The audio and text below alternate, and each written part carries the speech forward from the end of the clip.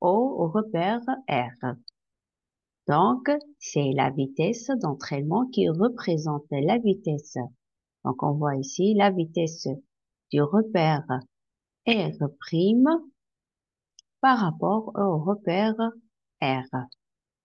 Alors, le premier terme ici, ce terme-là, représente la vitesse donc de translation de l'origine au prix par rapport à R.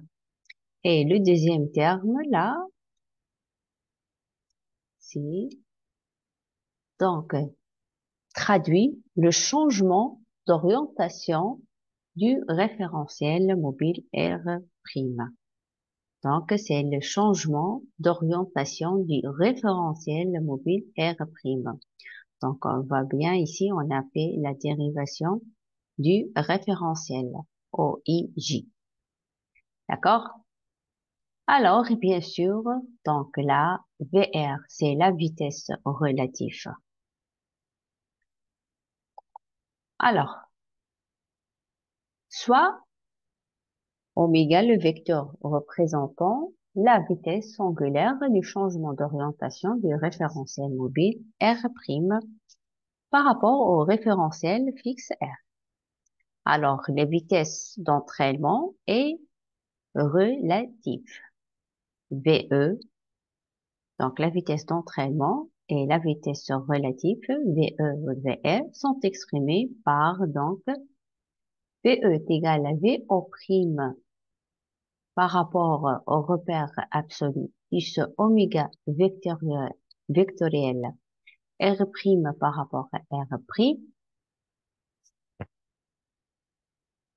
Donc, et pour la vitesse relative, c'est dr, c'est la dérivée de R' par rapport à t, bien sûr par rapport au repère relatif.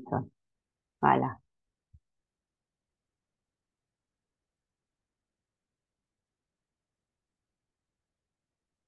Donc, on passe maintenant, on passe à voir composition des vecteurs accélération. Donc, pour l'accélération absolue, c'est déjà défini dans le repère R et on a l'accélération AA est égale, bien sûr, c'est la dérivée de VA par rapport à T. Donc, on a dérivé ici le premier terme qu'on a déjà obtenu. Donc, on a dérivé D au carré de dérivée seconde de R0 dt. Ainsi, on a dérivé, donc, on a ici X', donc, c'est-à-dire notre référentiel relatif, donc on a le dérivé en deuxième fois. Donc, tatine d au carré prime, de t au carré, plus y prime, la dérivée seconde de j prime, ainsi la dérivée de k prime.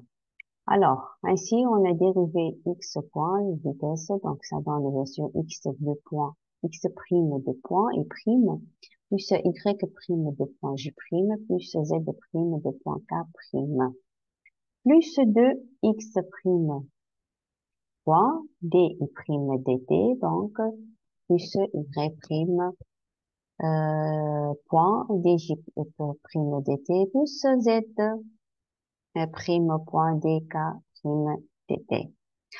Alors, donc ici, qu'est-ce qu'on a? Donc, premier terme, on a ici trois termes. Le premier, ici, là, qu'il est le suivant. Donc, c'est l'accélération d'entraînement du point coïncident par rapport au repère absolu R.